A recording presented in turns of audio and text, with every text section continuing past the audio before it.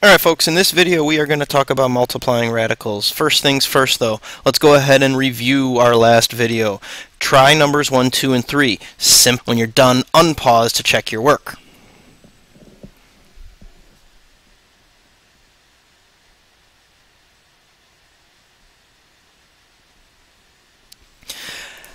Okay, so we now should have checked our answers. 2, square root 2 for number 1. Hopefully that one wasn't too bad.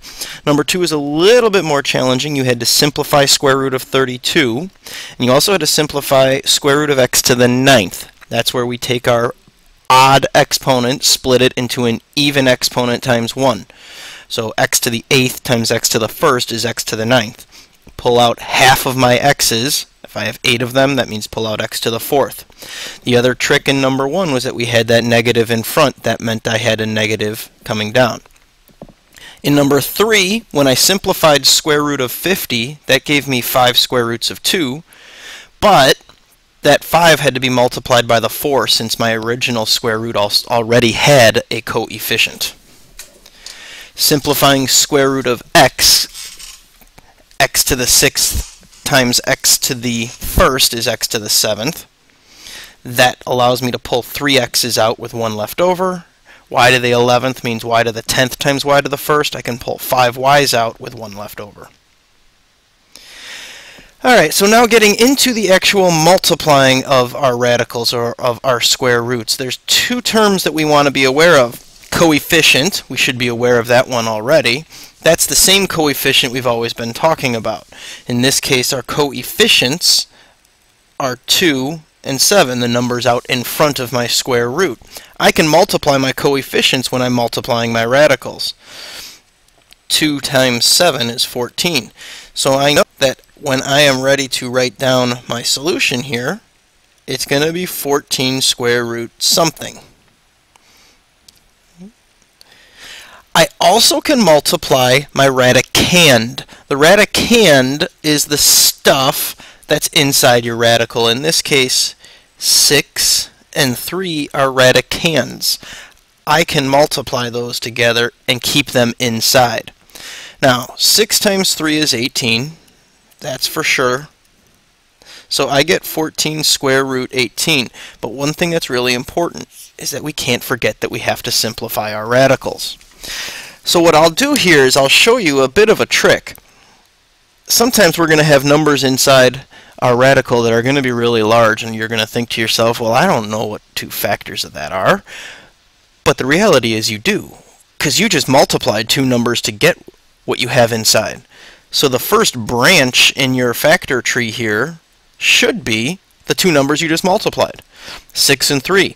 Now that breaks it down into smaller numbers that might be more manageable for you. Once you have that broken down, you recognize you have a pair of 3's. You're going to pull 1 out and keep the 1 away. A 2 is going to be left over, but you also had this coefficient. 3 times 14 is 42, and you have a 2 left over inside the square root. So to summarize, multiply your coefficients, multiply your radicands, then simplify. That's going to be the process. Now, before we go ahead and look at some of those specific examples, there are a couple other pieces of information that we need to remember. Mainly, what do I do with exponents of variables?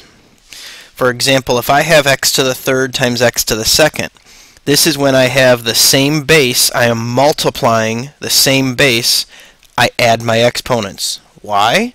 Because x to the 3rd is x times x times x.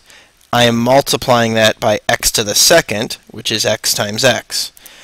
X times x times x times x times x is x to the 5th. You add your exponents. And again, that's when we have the same base and we are multiplying. Now, how about a situation when I have parentheses with an exponent outside those parentheses? Well, that really means that I am taking 2x times 2x. 2 times 2 is 4.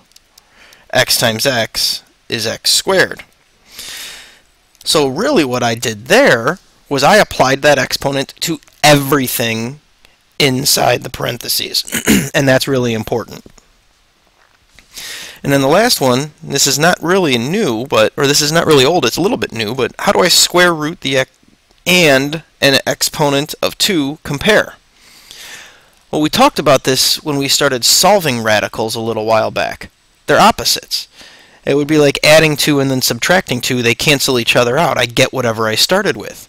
So here, if I'm starting with 7, I take the square root of it and then square it, I'm going to wind up with 7. They cancel each other out. Why?